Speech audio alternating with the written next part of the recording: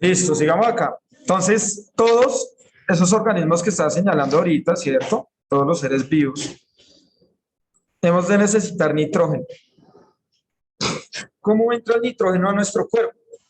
Deja de lanzar cosas, por favor. ¿Cómo entra el nitrógeno a nuestro cuerpo?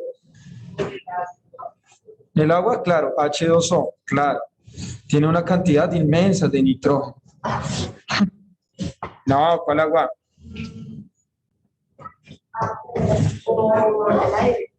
Por el aire, claro. Respiramos. El nitrógeno, bueno, eso va a ser muy importante. El gas más abundante en el aire de la Tierra es el nitrógeno. El gas, perdón, más abundante en el aire de la Tierra es el nitrógeno. ¿Listo? 75% de la atmósfera de la Tierra es nitrógeno, de la atmósfera gaseosa. O sea, es altísimo.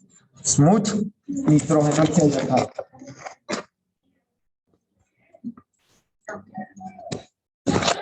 Como, o sea, en la descomposición, luego que comiendo. ¿Nosotros qué comemos?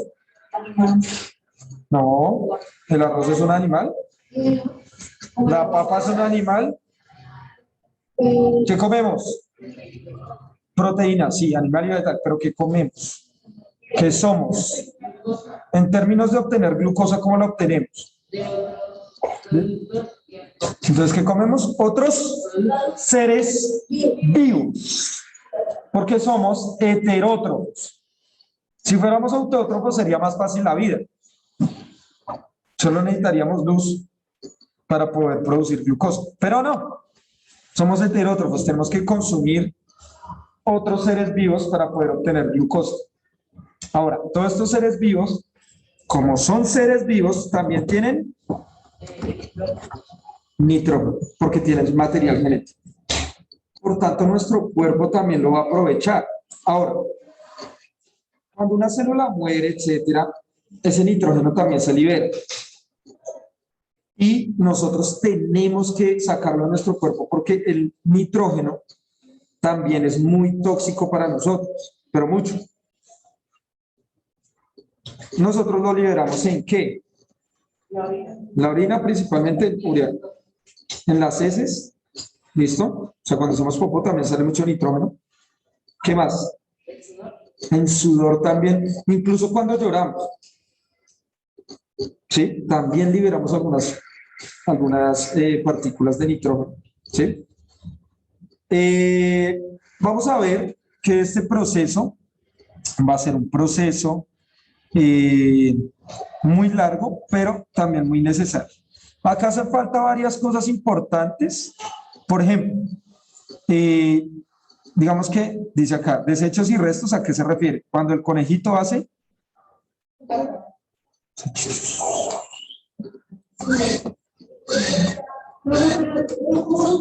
¿Listo? Bueno, se hacen bolitas. Sí. Listo. Y acá le hacemos el olor. Listo. ¿Qué pasa con esto? Cuando el conejo muere, si está en el, digamos, en vida libre, llegan bacterias a descomponer. ¿Listo? Llegan hongos a descomponer y llegan animales carroñeros a descomponer. ¿Listo?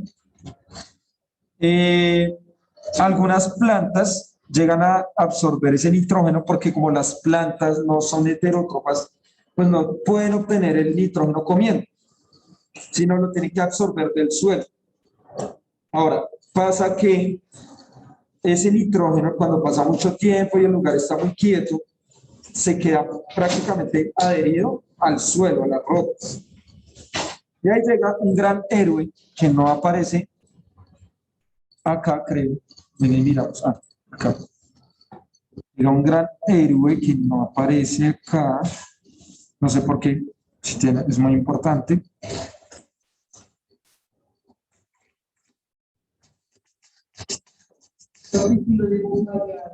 Ya, acá está.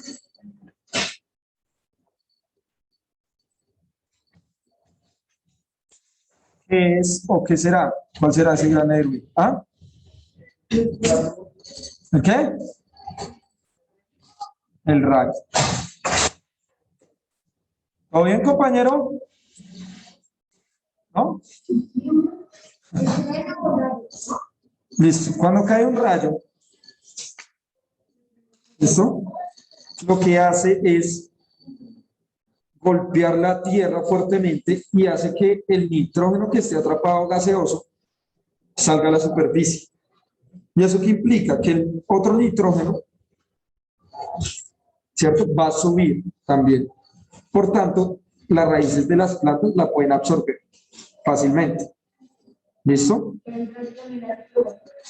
Pues si hace combustión, sí, pero no necesariamente. O sea, no, depende de dónde caiga, pues. Pero no necesariamente cuando cae un rayo, pues hace fuego. Imagínate, en una tormenta eléctrica se incendiaría toda la ciudad. Ya bailan. Entonces, miren que el nitrógeno se puede liberar, ¿cierto? Y ese nitrógeno lo van a fijar también las plantas. Se va a fijar en las algas también que están en el mar, ¿listo? Y se va a liberar al aire, ¿listo? Ahora, ese nitrógeno también va a ser, mejor dicho, todas las sustancias de desecho de los seres vivos, en su gran mayoría, van a ser nitrogenadas, ¿listo?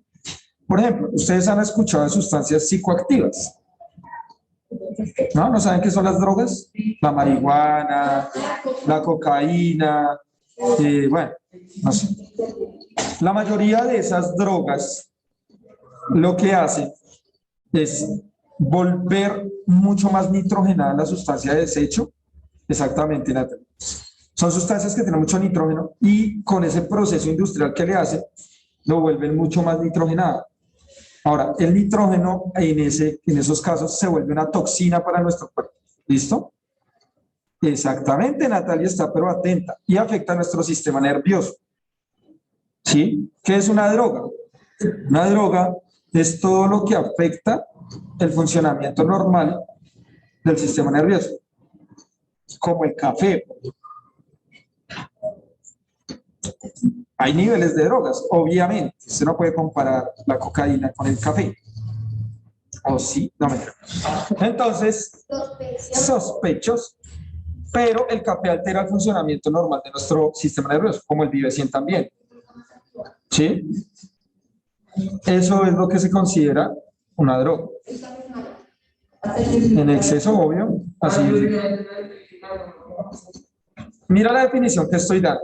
Mira la definición que estoy dando. Droga se considera todo aquello que altere el funcionamiento normal del sistema nervioso. Si yo me tomo un Vive 100, ¿qué pasa? Acelero el ritmo cardíaco del músculo, o sea, mi sistema nervioso, para que el músculo vaya más rápido y el sistema circulatorio se active. Ahora, hay niveles, ¿sí? Hay niveles. Obviamente, así sean legales, el cigarrillo, el alcohol, también son drogas. Así sean legales. No, hablo de esas dos específicamente porque a veces se cree que drogas es todo lo ilegal. No, sino es lo que afecta el funcionamiento normal. También puede pasar con los dulces, por ejemplo. Si tú comes una muy buena cantidad de dulces y ya te sientes mareado, estás afectando el funcionamiento normal de tu sistema nervioso. Bueno, la diabetes es porque ya es muy constante, ¿no?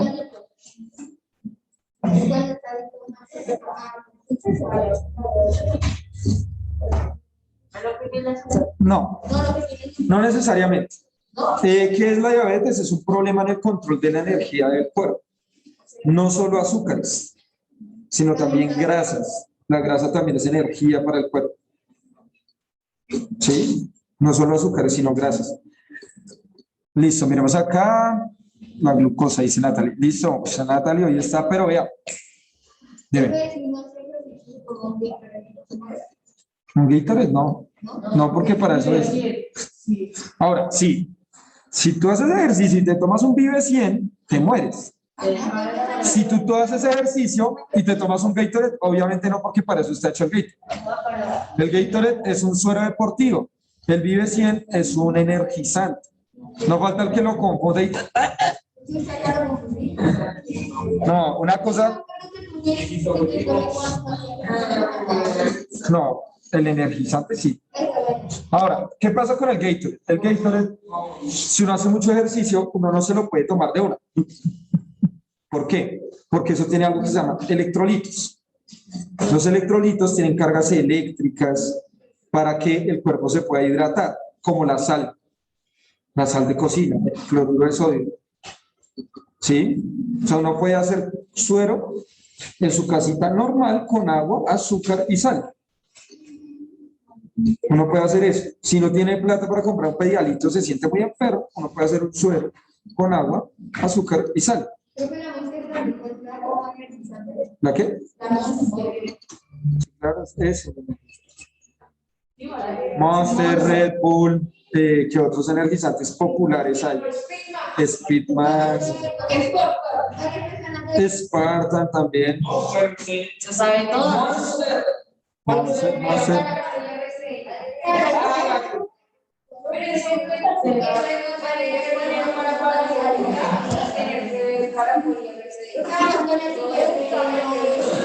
Sí. El ciclo del fósforo.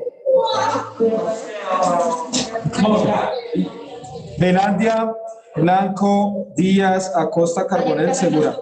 Los carros cruzando la calle. ¿Dónde están las diapositivas? Velandia, Blanco, Díaz, Acosta, Carbonell, Segura. Profe, nosotros todos estamos en virtual, pues por eso nada, vamos a presentar, pues.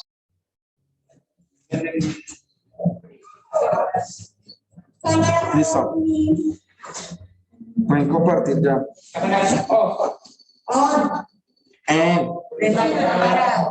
Porque si ustedes toman que prendan cámara para ver si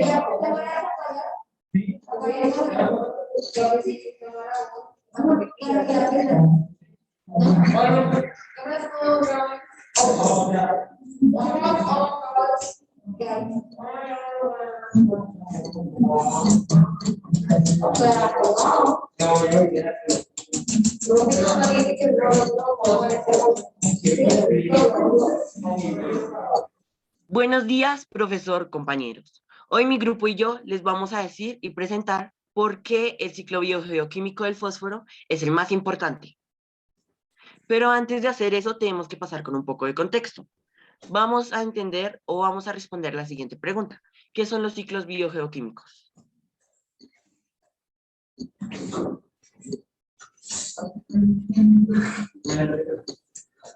A ver, ¿qué son los ciclos biogeoquímicos? Esto se puede responder de una manera sencilla viendo la etimología de la palabra en griego. Pero antes de eso tenemos que definir o saber qué son ciclos o un proceso cíclico. Esto en resumen quiere decir que algo pasa cada cierto tiempo de una cierta forma y durante un periodo de tiempo indefinido. Ahora sí podemos pasar a la etimología. Biogeoquímico. Bio significa vida. Geo significa tierra.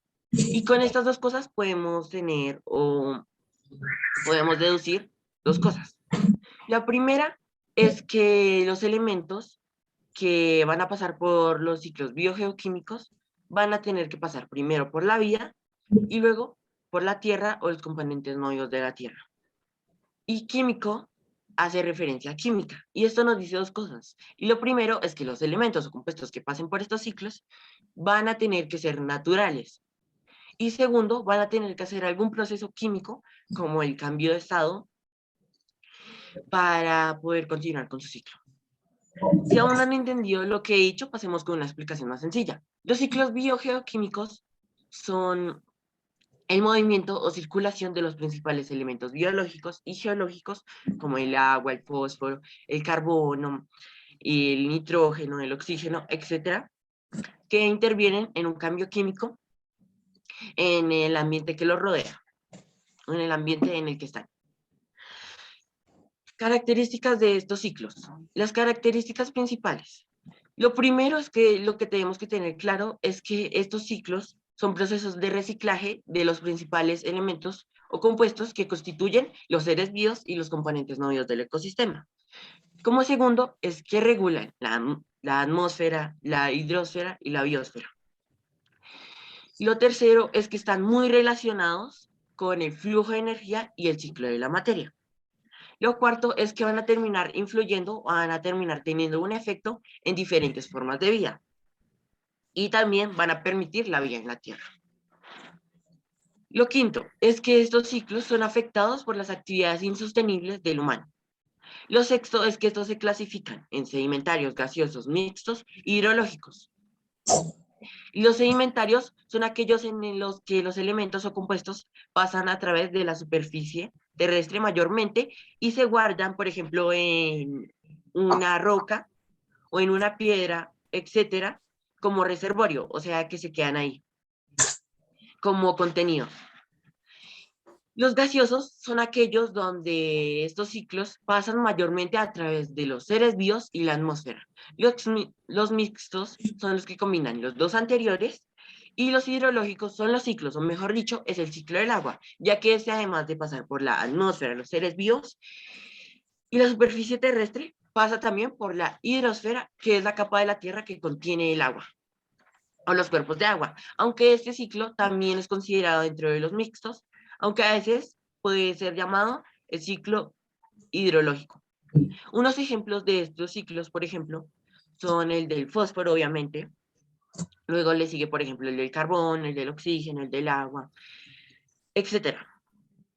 Algo que tenemos que tener, o un tema que tenemos que tener en claro antes de seguir con el fósforo, es qué es la materia inorgánica. Bueno, la materia inorgánica es aquella que, o bueno, son aquellos compuestos químicos que su estructura molecular no está basada principalmente en el átomo del carbono, lo que los desvincula de la química de la vida o la química orgánica.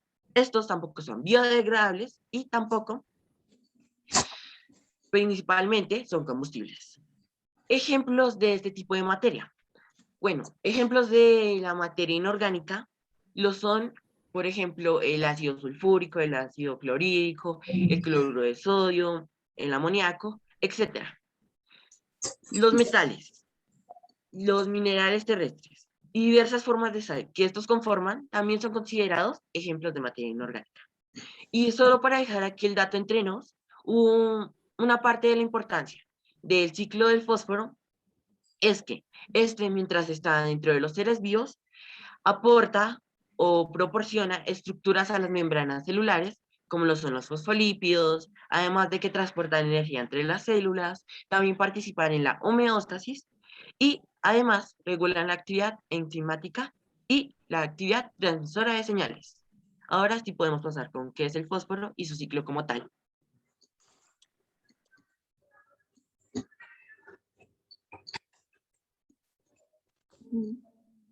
¿Qué es el fósforo? El fósforo es un elemento de la tabla. El fósforo es un elemento de la tabla periódica que se encuentra en el bloque P y tiene de número atómico el 15 y el símbolo P.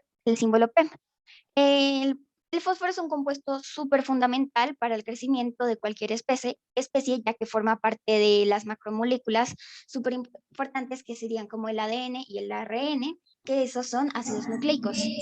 Sin el ADN y el ARN contienen nuestra información genética, por lo cual sin el fósforo estos nucleicos no se podrían formar, lo que impediría que nosotros pues tuviéramos esa información y todo eso.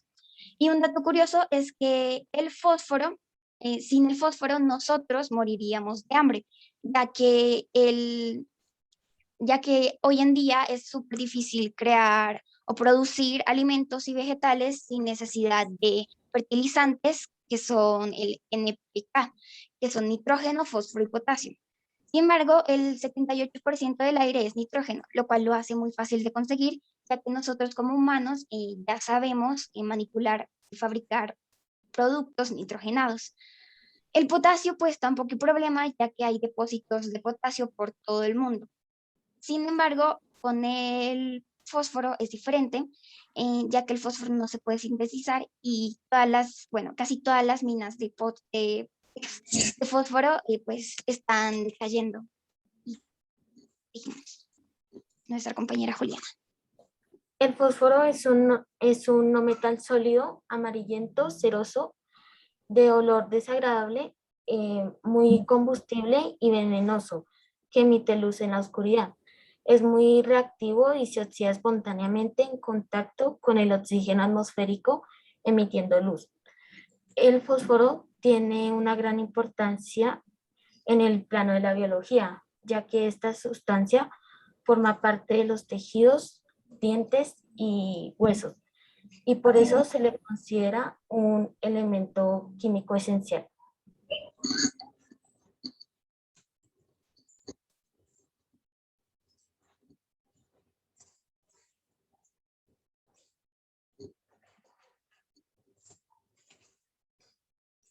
¿Ya? No, profe.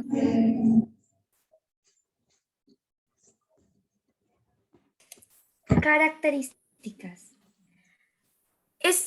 El fósforo es importante para el desarrollo de los ecosistemas. Es importante para la agricultura y la nutrición de los suelos. Forma compuestos volátiles y se combina con muchas sustancias. Se representa generalmente en sólido en la naturaleza. En el campo de la metalúrgica, la producción de acero es la producción de acero. El fósforo es un componente esencial en los organismos. Forma parte de los ácidos nucleicos, ADN y ARN. Forma parte de huesos y dientes de los animales.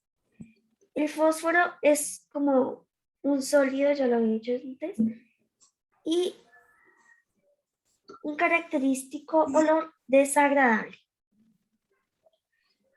Un dato curioso es que algunos textos se refieren al fósforo como el elemento del diablo, ya que tiene un brillo demasiado fuerte y la tendencia a estar en llamas. Una importancia del ciclo del fósforo es que se encarga de producir a una molécula conocida como ATP, capaz de almacenar energía en el cuerpo. Este compuesto químico trabaja utilizando vitaminas en el complejo B.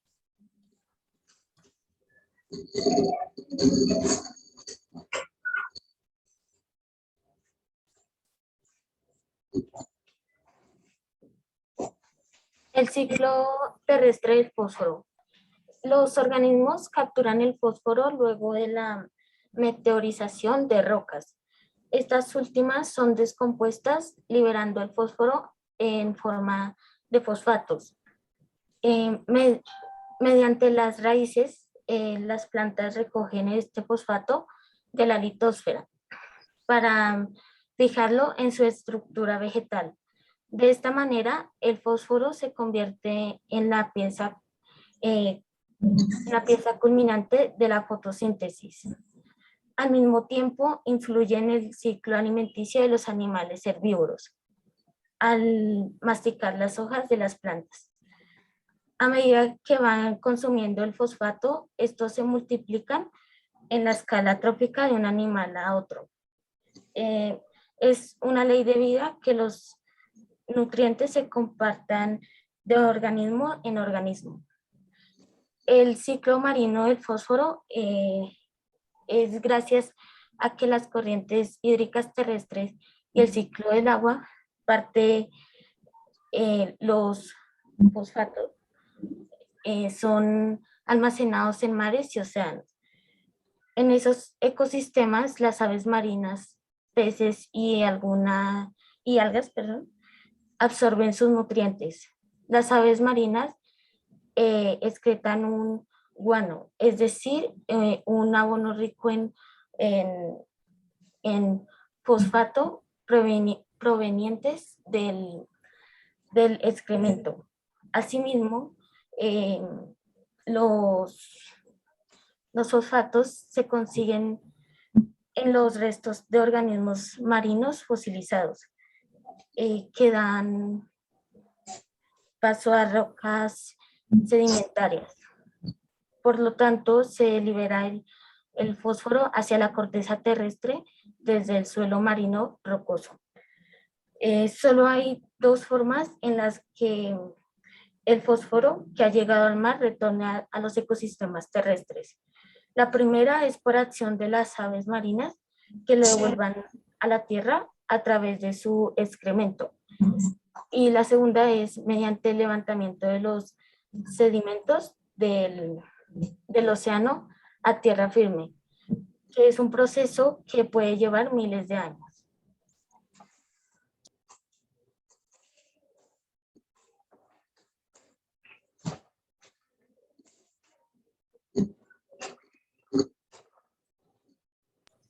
Etapas del ciclo del fósforo.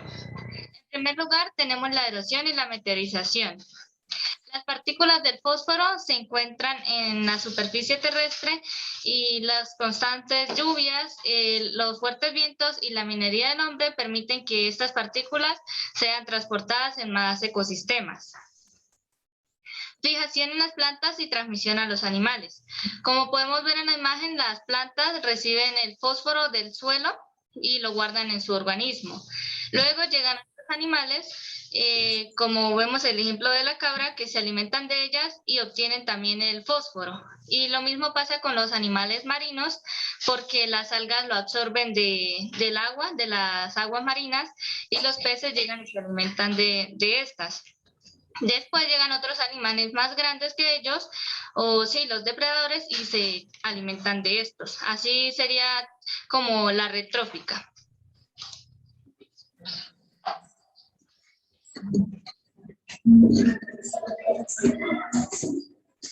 Retorno al suelo por descomposición. Las heces de los animales pueden ser ricas en nutrientes para los descomponedores. También lo pueden hacer los animales, por ejemplo, los cuervos cuando dejan la carroña, o sea, los animales que ya se comieron, pero los dejan en descomposición.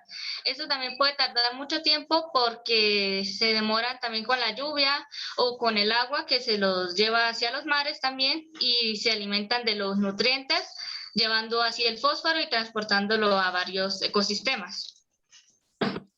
Retorno al suelo por sedimentación.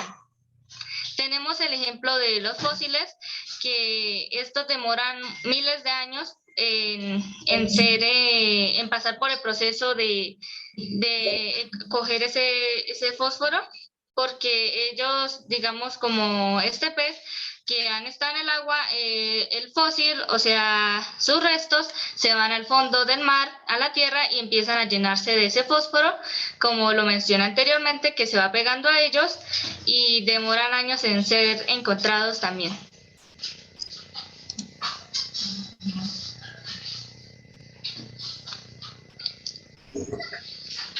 En esta imagen también podemos ver lo que ya mencioné anteriormente, que las deposiciones de las aves, que es el guano, que la depositan en el mar. De ahí, como ellas también se alimentan del suelo, de algunas pepitas que encuentran, también se estarían alimentando del fósforo. Y cuando lo desechan, lo pueden desechar también en el mar y los peces también se alimentan de eso. Y así se repite el proceso que mencioné anteriormente.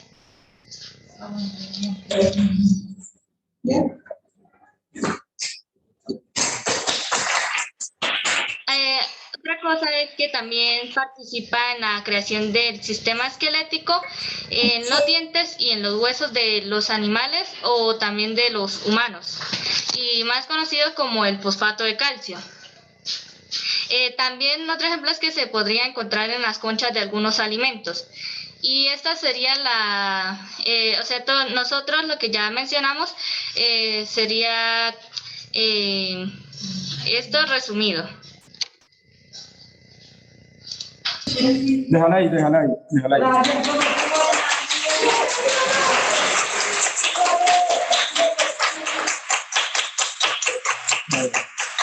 Ya. Bueno, creo que todavía falta algunas diapositivas, ¿cierto? Sí. Listo. Eso es una exposición bien hecha, ya tiene garantizado 100, obviamente.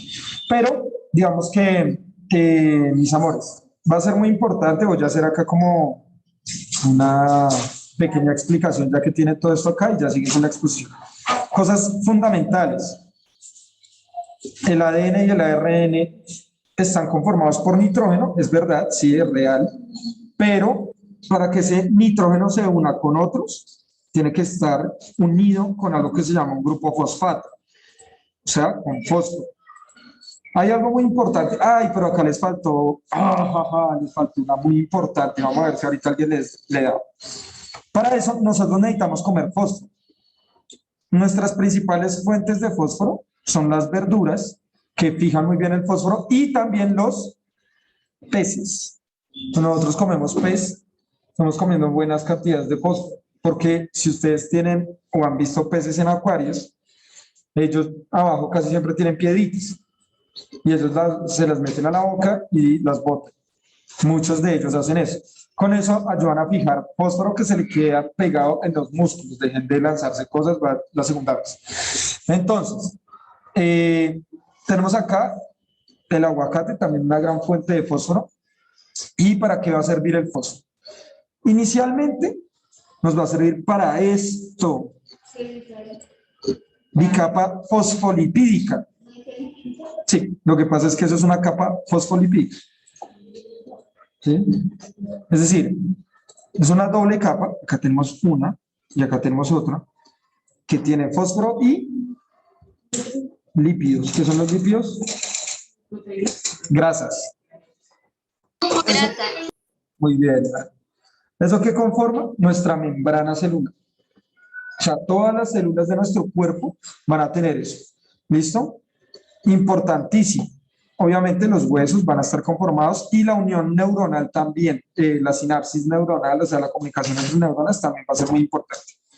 ¿Hasta ahí bien? ¿Cómo? Ya ven. Entonces, acá hay un proceso llamado la fotosíntesis, sin embargo, que es la producción de glucosa, que está en la fórmula de la glucosa. Sin embargo, hizo falta un proceso muy importante acá para el fósforo, ¿no? ¿Cuál sería? ¿Cuál? Bueno, sirve para la combustión, para el fuego. El fósforo, los fósforos, los llamamos así, se llaman cerillos realmente, pero les decimos fósforo porque lo que tienen es fósforo y es combustible. Tienen carbono, sí, esos también para que pueda hacer fricción. Ahora, ¿qué hace falta? Un proceso llamado ¿la qué? ¿Cuál? ¿Qué tiene que ver? Es todo lo contrario a la fotosíntesis. La respiración. ¿Por qué la respiración? ¿Qué es respirar? Respirar es el proceso por el cual el degradado, la oxígeno y la glucosa generan ¿Genera qué? ¿Qué es ATP? energía en forma de cambio. Duro. Energía en forma de cambio. Adenosin trifosfato. O sea, tiene fos.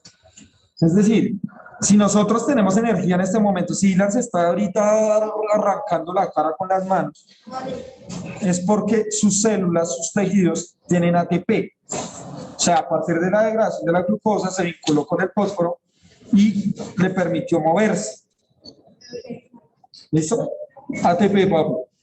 Ciclo del fósforo. Ciclo del fósforo, ¿listo? Chicos, pueden seguir. Seguir.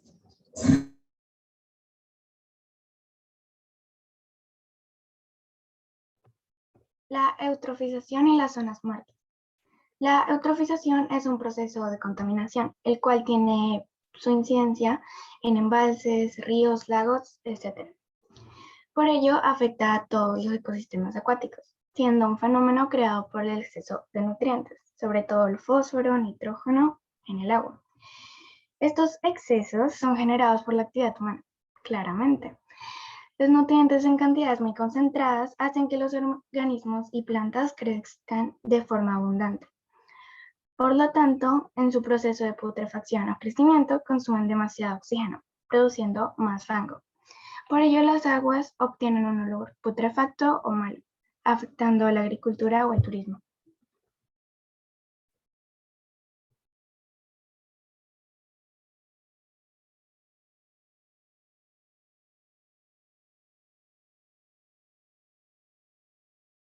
Muchas gracias por su atención.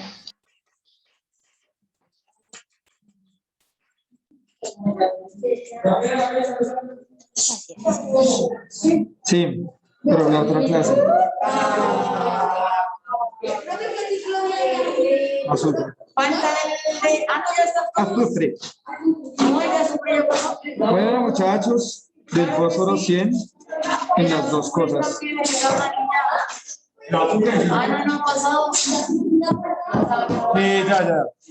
Muchachos, bueno, el ciclo del fósforo estuvo súper bien explicado. Digamos que lo único es pues, explicar algunos conceptillos como meteorización, es cuando las rocas a partir del agua se empiezan a fragmentar y a volver chiquiticas. Y eso va a ser muy importante para pues, muchos de los alimentos y plantas, etcétera, que nosotros consumimos. Como ustedes bien saben, no mentiras, seguramente no, y se me olvidó decirlo en el ciclo del agua y nadie lo dijo, el agua es uno de los compuestos más corrosivos del mundo, perdón, del universo. El agua es muy corrosiva. Ahora, no lo hace tan rápido como un ácido, pero a lo largo del tiempo puede destruir rocas, metales, etcétera, lo que sea, a lo largo de miles de años. ¿Sí? Pero no lo dije ahorita cuando expliqué el ciclo del agua, sino antes. Entonces, ese proceso de meteorización va a ser muy importante porque destruye y degrada las rocas hasta volverlas tan chiquitinas, ¿listo? Para que se puedan utilizar para otros seres vivos. Sí, para que entendieran. Bueno, estuvo muy bien la exposición, excelente. Así se hace una exposición, muchachos. Díaz. ¿Vamos a seguir aprendiendo? ¿La qué?